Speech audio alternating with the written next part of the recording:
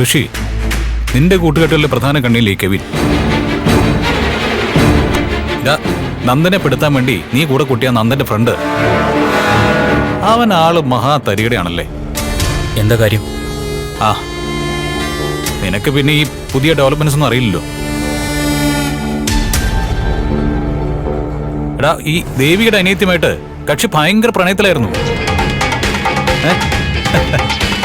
വിശ്വാസമായില്ല അല്ലേ? അതേടാ, നല്ല പൊരിഞ്ഞ പ്രേമം.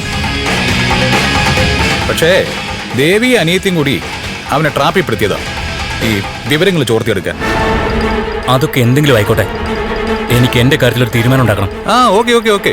ആ, കാര്യങ്ങൾ നമ്മൾ ഇവിടെ വെച്ച് സംസാരിച്ച് ഒരു ധാരണയിൽ എത്തിക്കഴിഞ്ഞാൽ ഞാൻ പിന്നെ നിന്നെ സ്വതന്ത്രനാക്കില്ലേ? ചന്ദ്രോത്തുകാരോടുള്ള പ്രതികാരം നീ ആരംഭിക്കണം. ഈ ചെയ്യാൻ ആഗ്രഹിച്ച കാര്യമുണ്ടല്ലോ, അത് പകുതി വഴിക്ക് നിർത്തി ഈ ദുബായിക്ക് പറക്കുന്നല്ല കാര്യം. ശത്രു ജീവിക്കുന്ന സ്ഥലത്ത് തന്നെ നിർത്തി തീർക്കണം. ചന്ദ്രോത്തുകാർക്കെതിരെ നീ മുമ്പൊക്കെ നീക്കങ്ങൾ നടത്തി, ഒക്കെ കൊളായി. വെറും മണ്ടത്ര ചെയ്തത്. ഈ പ്രതികാരം ചെയ്യുമ്പോഴേ അതിനൊരു വെറൈറ്റി വേണം, ഒരു ക്ലാസ് വേണം.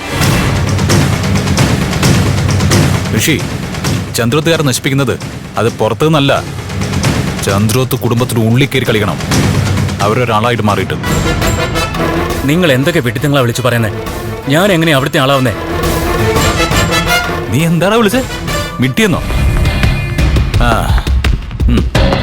അത് പോട്ടെ. നമ്മൾ തമ്മിൽ ഒറ്റക്കെട്ടായതുകൊണ്ട് നീ ഇപ്പം എന്നെ വീട്ടിൽ വിളിച്ചത് ഞാനങ്ങ് ക്ഷമിച്ചു.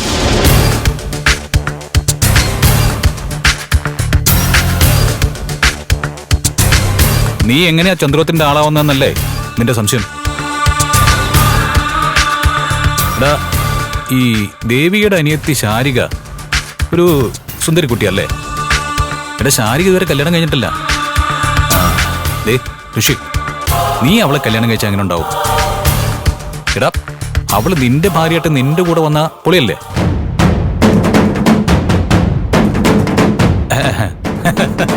ഞാൻ എന്ത് മണ്ടത്തരായി പറയുന്നല്ലേ ഇപ്പൊ നിന്റെ മനസ്സിൽ ഉയർന്ന ചോദ്യം?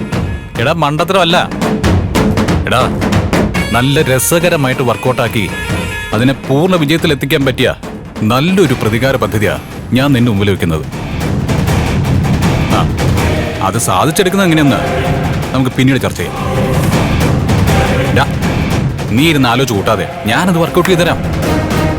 ആ, നീ ആ സുന്ദരി പെൺകുട്ടിയെ സ്വപ്നം കണ്ടു തുടങ്ങിയോ? അവന് നാണം വന്ന് പാടാ.